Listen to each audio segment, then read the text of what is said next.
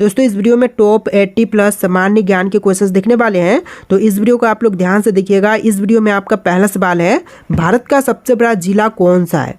तो देखिए, जो भारत में सबसे बड़ा जिला है इनमें से हो जाएगा कच्छ। राइट आंसर कीजिएगा ऑप्शन नंबर ए कच्छ, जो कि भारत का सबसे बड़ा जिला है। देखिए आपका अगला सवाल, संयुक्त राष्ट्र की स्थापना कब हुआ था। दोस्तों संयुक्त राष्ट्र की स्थापना की बात करें तो यह हुआ था 1945 में। तो यहाँ पर बिल्कुल सही जवाब कीजिएगा ऑप्शन नंबर बी, 1945 में संयुक्त राष्ट्र की स्थापना हुआ था। देखिए आपका अगला सवाल, भारत का राष्ट्रीय खेल कौन सा है। तो इनमें से भारत का राष्ट्रीय खेल जो है हॉकी हो जाएगा। तो बिल्कुल सही जवाब कीजिएगा ऑप्शन नंबर बी हॉकी, जो कि भारत का राष्ट्रीय खेल है।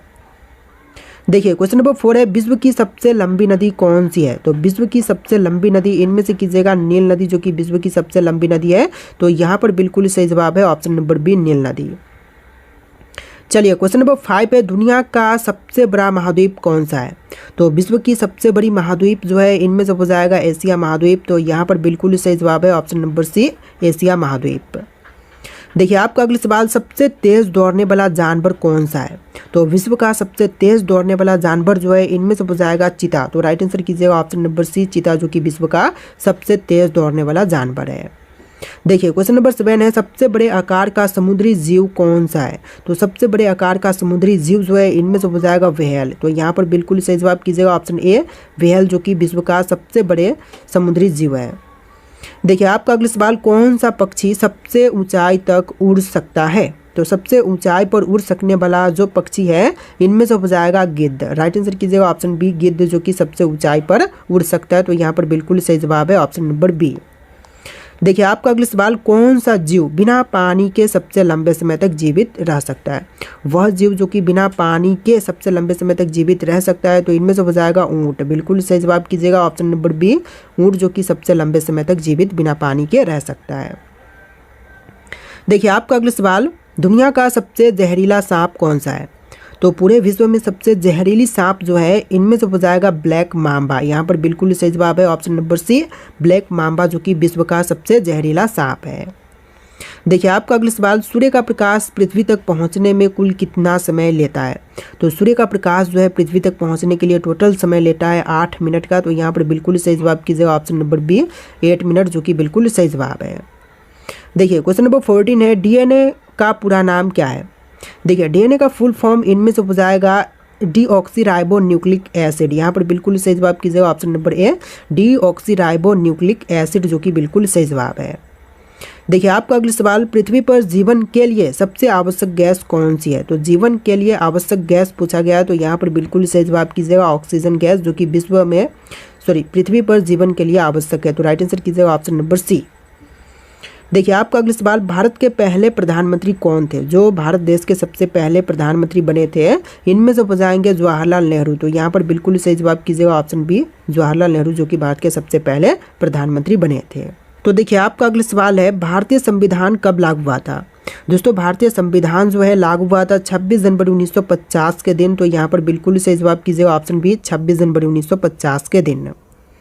देखिए आपका अगला सवाल, स्वतंत्र भारत के पहले गवर्नर जनरल कौन थे। तो स्वतंत्र भारत के जो सबसे पहले गवर्नर जनरल बने थे इनमें से हो जाएंगे लॉर्ड माउंटबेटन। यहाँ पर बिल्कुल सही जवाब कीजिएगा ऑप्शन ए लॉर्ड माउंटबेटन। चलिए आपका अगला सवाल, ताजमहल का निर्माण किसने करवाया था।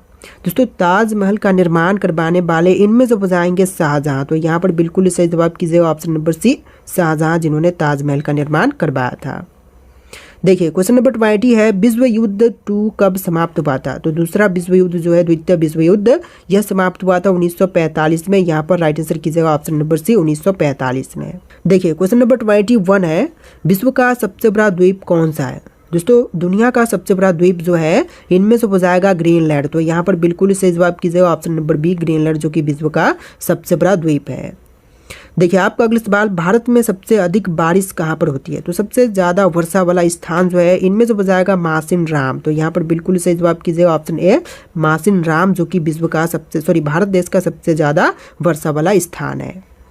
देखिए आपका अगला सवाल, पृथ्वी का सबसे ऊंचा पर्वत कौन सा है। तो पृथ्वी पर सबसे ऊंची पर्वत जो कि माउंट एवरेस्ट है। तो यहाँ पर बिल्कुल सही जवाब कीजिएगा ऑप्शन नंबर ए माउंट एवरेस्ट, जो कि पृथ्वी पर सबसे ऊंचा पर्वत है।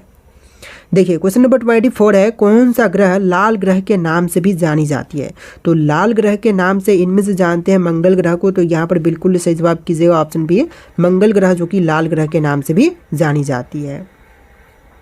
देखिए क्वेश्चन नंबर 25 है, सबसे लंबी दीवार कौन सी है? तो सबसे लंबी, विश्व की सबसे लंबी दीवार जो कि चीन की महान दीवार है, तो यहाँ पर बिल्कुल सही जवाब कीजिएगा ऑप्शन नंबर ए, चीन की दीवार जो कि विश्व की सबसे लंबी दीवार है।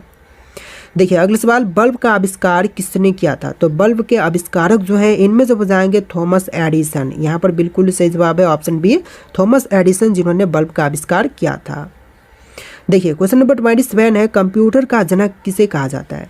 तो कंप्यूटर के जनक इनमें से कहलाते हैं चार्ल्स बेबेज। यहाँ पर राइट आंसर कीजिएगा ऑप्शन नंबर ए, चार्ल्स बेबेज जो कि कंप्यूटर के जनक कहलाते हैं। देखिए क्वेश्चन नंबर 28 है, बिजली की खोज किसने की थी? तो बिजली के खोजकर्ता जो है इनमें से हो जाएंगे बेंजामिन फ्रैंकलिन। यहाँ पर बिल्कुल सही जवाब है option number C, Benjamin Franklin जिन्होंने बिजली की खोज किया था।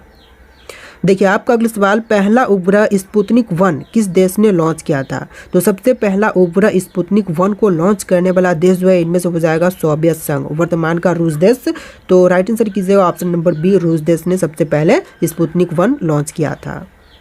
देखिए क्वेश्चन नंबर 30 है, पेनिसिलिन की खोज किसने की थी? तो पेनिसिलिन की खोज करने वाले इनमें से हो जाएंगे अलेक्जेंडर फ्लेमिंग।